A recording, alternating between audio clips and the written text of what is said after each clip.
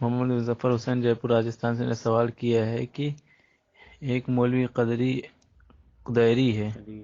قدیری ہے، وہ کہتا ہے کہ مسلک اعلیٰ حضرت نہیں ہونا چاہیے بلکہ مسلک امام اعظم، اس کی تفسیر بتا دیں۔ جواب عنایت فرمائیں۔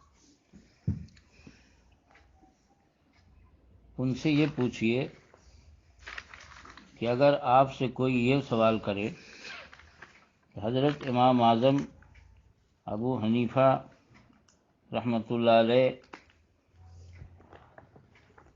کا مسلک اور مذہب رسول اللہ ہے یا نہیں، تو وہ ضرور کہیں گے کہ ہاں، امام اعظم اور امام علی چاروں مذہب رسول اللہ ہی ہیں۔ تو پھر ان سے آپ یہ سوال کریں کہ جب مذہب امام اعظم مذہب رسول اللہ ہے تو پھر آپ مذہب رسول اللہ کا نعرہ کیوں نہیں لگاتے؟ جو سوال وہ اس کا دیں، وہی سوال آپ اس کا دیں۔ دوسری بات یہ، تو ان سے آپ یہ پوچھئے کہ قرآن پاک میں ہے من یطیع الرسول فقد اطاع اللہ، جس نے جو رسول کی اطاعت کی اس نے خدا کی اطاعت کی۔ تو اس سے صاف ظاہر ہے کہ رسول اللہ صلی اللہ علیہ وسلم کا مذہب اور دین اللہ ہی کا دین ہے۔ دوسری جگہ قرآن پاک میں ہے ان الدین عند اللہ الاسلام، کہ بے شک دین اللہ کے نزدیک اسلام ہی ہے۔ تو حضور صلی اللہ علیہ وسلم کا مذہب اور دین جب اللہ ہی کا مذہب و دین ہے تو پھر مذہب اللہ کا نعرہ لگایا جائے، مذہب رسول اللہ پر بھی آواز اٹھے گی۔ تو ڈائریکٹ جو ہے ان قدیری صاحب سے کہیے کہ آپ مذہب اللہ کا نعرہ لگایا کیجئے، تاکہ کیونکہ نیچے اگر رہیں گے تو اعتراض جاری رہے گا اور پھر جو ہے بات نہیں بن پائے گی۔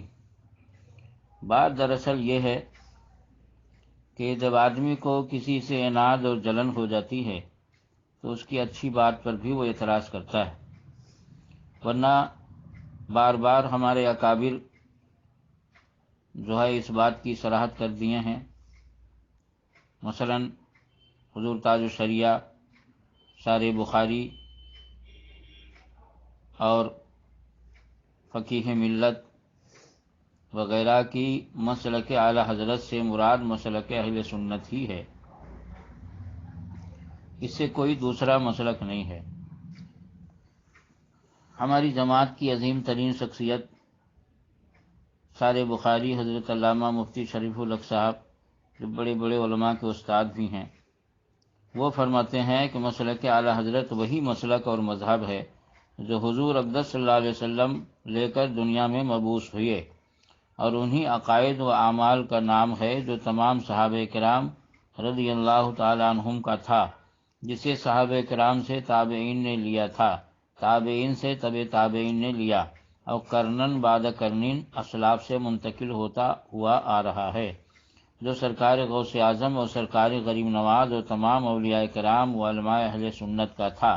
انہی عقائد و اعمال کی اشاعت اپنے عہد میں مجدد اعظم اعلی حضرت قدس سرہ نے فرمائی۔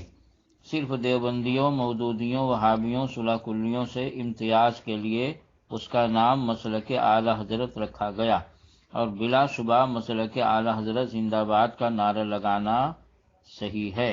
یہ عبارت فتاوی شارح بخاری جلد سوم صفحہ نمبر 375 پہ موجود ہے، جسے دیکھنا ہو وہ دیکھ سکتا ہے۔ اسی جلد میں فرماتے ہیں کہ مسلک اعلی حضرت سے مراد وہ مذہب حق ہے جو حضور اقدس صلی اللہ علیہ وسلم سے الی یومنا ھذا متوارث چلا آتا ہے، جس کی تنقید تائید ماضی کریم میں مجدد اعظم اعلی حضرت قدس سرہ نے کی ہے۔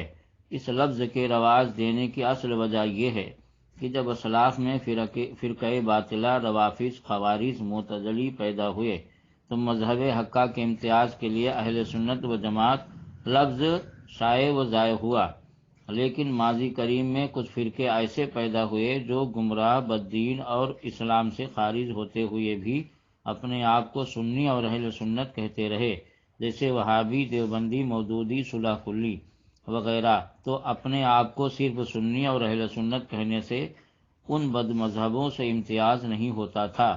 سب بد مذہبوں سے امتیاز کے لیے جو لفظ خاص ہے وہ مسلک اعلی حضرت ہے، سوائے مسلک اعلی حضرت کے کوئی ایسا لفظ نہیں جس سے اس وقت ہندوستان میں پائے جانے والے بد مذہبوں سے پورا امتیاز ہو سکے۔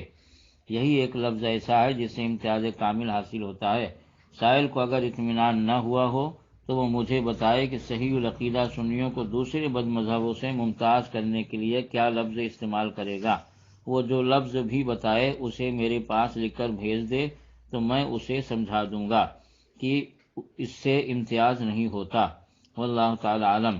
یہ بھی فتاوی شارح بخاری جلد سوم صفحہ نمبر 374 سے شروع ہو کر 375 پر یہ فتویٰ اور عبارت ختم ہوتی ہے۔ دوسری بات یہ ہے کہ قدیری صاحب سے یہ کہیے کہ آپ کے جماعت کے مشہور عالم اور مقرر انتخاب عالم قدیری صاحب کسی زمانے میں لکھ چکے ہیں کہ مسلک اعلی حضرت ہی ہے دین حق، اس کی حد سے جو باہر نکل جائے گا کل بروز قیامت خدا کی قسم دیکھنا وہ جہنم میں جل جائے گا۔ تو آپ خود انتخاب عالم قدیری صاحب کے بارے میں اس شعر کی وجہ سے کیا نظریہ رکھتے ہیں وہ بھی بیان فرما دیں۔